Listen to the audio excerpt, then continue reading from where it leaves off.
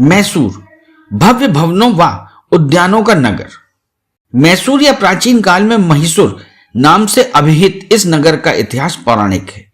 कहा जाता है कि देवी चामुंडेश्वरी ने महिषासुर राक्षस का वध करके इस समूचे क्षेत्र को उसके आतंक से मुक्त किया था। दोनों का संग्राम जिस पहाड़ी पर हुआ था वह आज चामुंडा हिल्स के नाम से प्रसिद्ध है। यह मैसूर नगर से लगभग 13 किलोमीटर की दूरी पर स्थित है। इस पहाड़ी की ऊंचाई 1095 मीटर है, जिसके एक हाथ में फरसा तथा दूसरे हाथ में जहरीला सांप है। इस मूर्ति के ठीक सामने एक आध्यात्मिक संग्रहालय दर्शनीय है। महिषासुर मूर्ति के थोड़ा आगे जाने पर चामुंडा देवी के 3 विशाल मंदिर हैं। इनमें से एक मंदिर 10वीं शताब्दी, एक 12वीं शताब्दी और एक 17वीं शताब्दी का बना हुआ है। चामुंडा देवी मंदिर की स्थापत्य शैली काफी सुंदर है। इसका 40 मीटर ऊंचा 7 खंड का गोपुरम है। मंदिर से मैसूर शहर का विहंगम दृश्य पर्यटकों को मंत्रमुग्ध कर देता है। मंदिर जाने के पहाड़ी मार्ग में एक विशाल खंड को काटकर 16 फीट ऊंची तथा 25 फीट चौड़ी नंदी की मूर्ति दर्शनीय है। मैसूर नगर में स्थित राजप्रसाद हिंदू मुस्लिम वास्तुकला के मिश्रित स्वरूप का उत्तम उदाहरण है। राजप्रसाद के विस्तृत प्रांगण के दक्षिण में कल्याण मंडप है, जहां विवाह तथा अन्य अनुष्ठानों के लिए मंडप बना हुआ है, और उसकी दूसरी मंजिल पर अंबा विलास है। पूर्व में पीतल के एक भव्य द्वार से होकर पर्यटक प्रसाद के प्रमुख प्रांगण में पहुंचते हैं। उसी ओर दूसरी मंजिल पर दरबार हॉल है। प्रसाद में 280 किलो का स्वर्ण सिंहासन तथा दशहरा उत्सव के चित्र, चांदी के दरवाजे, महोगनी कांच की नक्काशीदार छत, स्तंभों की नक्काशी, आर्ट गैलरी के तैल चित्र विशेष रूप से दर्शनीय। इनके अतिरिक्त प्राचीन अस्त्र-शस्त्र, चंदन के सामान, हाथी दांत की नक्काशी की वस्तुएं काफी आकर्षक है। छुट्टियों के दिन व उत्सव विशेष के समय प्रासाद की आलोक सज्जा दर्शनीय है। जिस प्रकार दिल्ली 7 बार उजड़ी और 7 बार बसी, उसी प्रकार मैसूर के राज प्रासाद भी 3 बार भूमि सात करके पुनः निर्मित किए गए। अंतिम निर्माण सन 1912 में संपन्न हुआ। इसके पहले काष्ठ निर्मित राज प्रासाद एक अग्निकांड में पूरी तरह नष्ट ध्वस्त हो गया था। इस राज प्रासाद का निर्माण सन 1897 में शुरू हुआ और 15 वर्षों बाद सन 1912 में यह पूरी तरह बनकर तैयार हुआ था। भवन निर्माण के उपरांत सन 1940 तक इसे आंतरिक भव्यता प्रदान करने के लिए कलाकृतियों, मणिमाणिक जड़ित झाड़ फनूसों से सज्जित किया गया था। अतीत काल में इस राजप्रासाद की लागत लगभग 42 लाख रुपए आई थी। यह महल पर्यटकों के लिए सुबह 10 बजे से 5:30 बजे तक खुला रहता है। इसके प्रवेश द्वार पर जूते, कैमरा तथा अन्य सामान जमा करना पड़ता है। इस महल का प्रवेश शुल्क 100 रुपए प्रति व्यक्ति है। मैसूर से लगभग 16 किलोमीटर दूर श्रीरंगपट्टम ऐतिहासिक स्थल है। यह नगर 1799 तक मैसूर के महाराजा, फिर हैदर अली और टीपू सुल्तान की राजधानी रहा। सन 1799 में ब्रिटिश सरकार ने इस पर कब्जा कर लिया। यहां पर श्री रंगनाथ मंदिर है। इस मंदिर में भगवान विष्णु की शेषशाही श्री मूर्ति विराजमान है। कहा जाता है कि महर्षि गौतम ने इस मूर्ति की प्रतिष्ठा कर यहां तपस्या की थी। मंदिर के सम्मुख लक्ष्मी नरसिंह मंदिर है, जिसमें भगवान नरसिंह की मूर्ति है।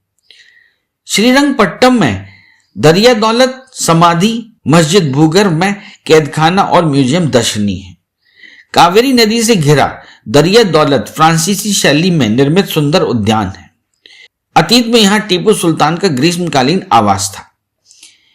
यहीं पर काले पत्थरों के स्तंभ पर क्रीम रंग का टीपू सुल्तान की समाधि स्थल है। यहीं पर टीपू के माता पिता व अन्य लोगों की भी समाधियां हैं। श्रीरंगपट्टम मैसूर से रेल या बस द्वारा जाया जा सकता है। 2000 वर्ष पुराने एवं विशाल चामुंडेश्वरी मंदिर मैसूर के किले से 2 मील दक्षिण पश्चिम में लगभग 3500 फीट ऊंची पहाड़ी पर एक सुंदर गोपुर के साथ स्थापित है। प्राचीन काल में तक पहुंचने के लिए पहाड़ी पर 1000 सीढ़ियां काटी गई थी। किसी काल में यहां मानव बलि बहुत प्रचलित थी। जिसे हैदर अली द्वारा कड़ाई से रोका गया। मंदिर जाने के 2/3 रास्ते पर ठोस बृहद शिला से पवित्र नंदी देव की आकृति तराशी गई है। यह मूर्ति बैठी हुई मुद्रा में है। इसके गले में घंटी आदि अन्य अलंकरण उकेरे हुए हैं, पर इतनी विशाल आकृति को सही आकार देने में जो परिश्रम लगा होगा उसका विचार कर इसे दक्षिण भारत की किसी कलाकृति से कम सुंदर नहीं आंकना चाहिए। यह मूर्ति बेंगलोर में स्थित भारत की दूसरी सबसे बड़ी नंदी की मूर्ति से बहुत सौम्यता रखती है। मैसूर नगर में स्थित सेंट फिलोमिनास चर्च गॉथिक शैली में निर्मित है। इस चर्च की खिड़कियों में लगे अभिरंजित शीशे पर्यटकों को आकर्षित करते हैं। मैसूर नगर में स्थित चिड़ियाघर का भी पर्यटकों के लिए महत्वपूर्ण आकर्षण है। यह शुक्रवार को छोड़कर सुबह 8 बजे से 11:30 बजे तक तथा अपराह्न 2 बजे से 6 बजे तक प्रतिदिन खुला रहता है। मैसूर शहर में गवर्नमेंट सिल्क फैक्ट्री, रामकृष्ण आश्रम, rail museum, Jagmohan art gallery आदि भी दर्शनीय है। मैसूर शहर से लगभग 19 किलोमीटर की दूरी पर प्राकृतिक सौंदर्य से भरपूर वृंदावन गार्डन स्थित है। यह उद्यान लगभग 20 एकड़ के विशाल क्षेत्र में फैला हुआ है। यहां पर प्रतिदिन फिल्मों की शूटिंग होती रहती है। गार्डन में डांसिंग फव्वारे पर्यटकों के मन को मोह लेते हैं। वृंदावन गार्डन की सायंकालीन आलोक सज्जा विशेष रूप से दर्शनीय है। वृंदावन गार्डन का प्रवेश शुल्क 75 रुपए प्रति व्यक्ति है। गार्डन के अंदर फोटोग्राफी हेतु कैमरा टिकट 50 रुपए प्रति कैमरा लेना अति आवश्यक है। टिकट के अभाव में पर्यटकों को कई प्रकार की कठिनाइयों से जूझना पड़ सकता है। मैसूर से लगभग 42 किलोमीटर की दूरी पर उत्कृष्ट मंदिरों के लिए विख्यात सोमनाथपुर है। यहाँ पर चेन्ना केशव मंदिर, जनार्दन मंदिर, वेणुगोपाल मंदिर दर्शनीय है। चेन्ना केशव मंदिर अर्थात विष्णु का मंदिर सन 1268 में होयसल राजाओं के सेनापति सोमा ने कराया था। यह मंदिर मूर्ति स्थापत्य शैली का अनूठा नमूना है। इन मंदिरों की भित्ति पर जीव जंतु, शिकारी, नर्तकी, रामायण, महाभारत व भागवत की कहानियां उत्कीर्ण की गई हैं। मैसूर से केवल Karnataka state tourism development corporation limited द्वारा आयोजित कंडक्टेड टूर द्वारा अथवा प्राइवेट टैक्सी द्वारा ही सोमनाथ का भ्रमण किया जा सकता है।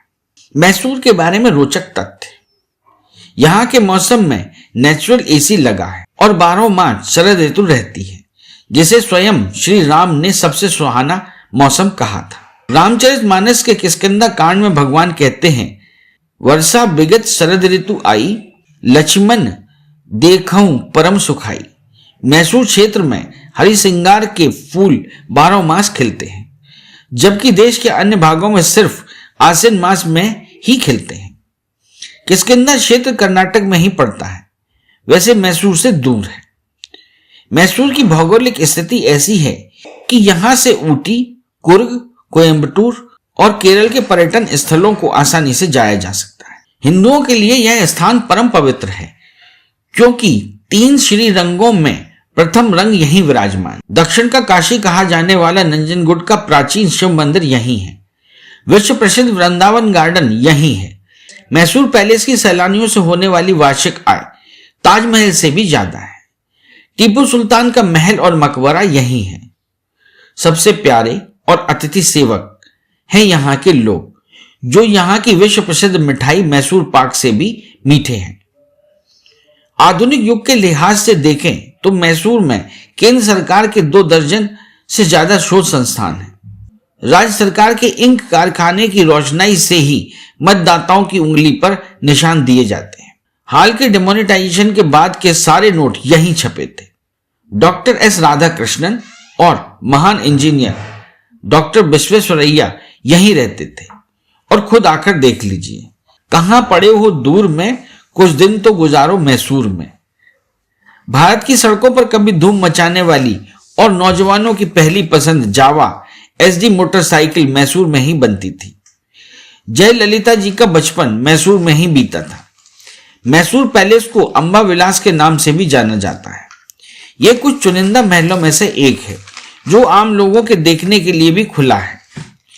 इसकी बेहतरीन बनावट और फैलाव सभी का रुझान आकर्षित करता है। यह पैलेस एक समृद्ध विरासत है जो कर्नाटक की सरकार द्वारा संरक्षित किया गया है।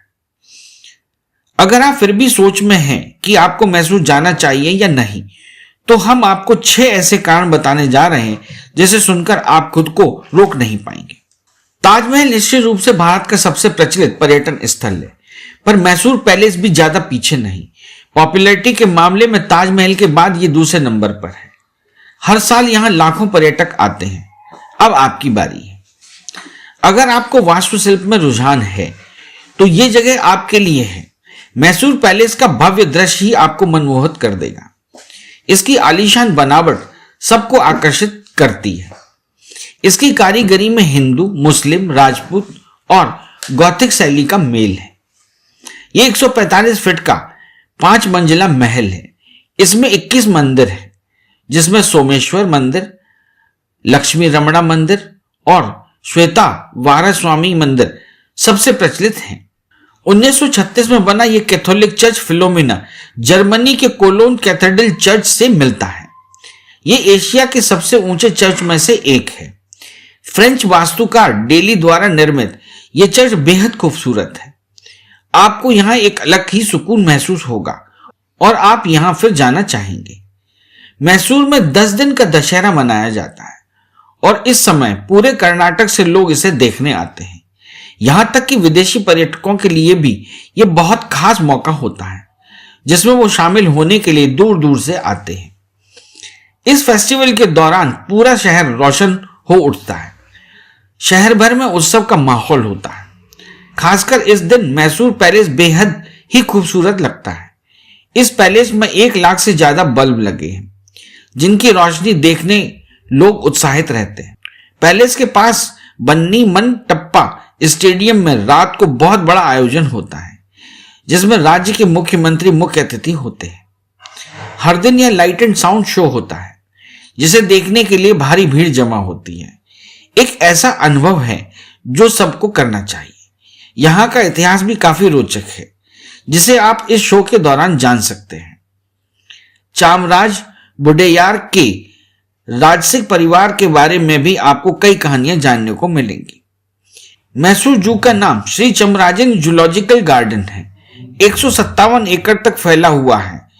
ये जू भारत के सबसे प्राचीन जू में से एक है। यहाँ विभिन्न प्रकार की प्रजातियों को संरक्षित किया जाता है। ये मैसूर के सबसे पॉपुलर जगहों में से एक है, जहां लोग खूब एंजॉय करते हैं। इसकी एंट्री फी भी काफी कम है और यहां आप अपना पूरा दिन बिता सकते हैं। मैसूर में ऐसे कई स्थान हैं जहां आप मुग्ध हो जाएंगे। यहां चामुंडी हिल्स पर चामुंडेश्वरी नाम का एक प्रचलित मंदिर है, जहां की बहुत मान्यता है। चामुंडी हिल से नीचे मैसूर पैलेस का दृश्य भी देखा जा सकता है, जो बहुत ही खूबसूरत लगता है। तो एक बार मैसूर की सैर करना तो बनता है। मैसूर कर्नाटक के सभी प्रमुख स्थानों से जुड़ा हुआ है। बैंगलोर, हसन और अरसिकरी से यहां के लिए सीधी रेल सेवाएं उपलब्ध है। सड़क मार्ग द्वारा मैसूर, बेंगलोर, बांदीपुर, बेल्लूर, हेलीविड, जोगफाल आदि जगहों से जुड़ा हुआ है। यहां टूरिस्ट बसें नियमित आती जाती रहती हैं। मैसूर में हवाई अड्डा न होने के कारण हवाई मार्ग से जाने वाले पर्यटकों को बेंगलोर में ही उतरकर बस, टैक्सी या रेल मार्ग से जाना पड़ेगा। मैसूर से बेंगलोर नियमित बस सेवाओं द्वारा जुड़ा हुआ है, जो थोड़ी देर बाद चलती है। मैसूर में यात्रियों के ठहरने के लिए कई होटल, धर्मशाला एवं लॉज आदि उपलब्ध है। अरे हाँ, इस चैनल को लाइक और सब्सक्राइब करना ना भूलें। देखते रहिए बंजारा बीट्स।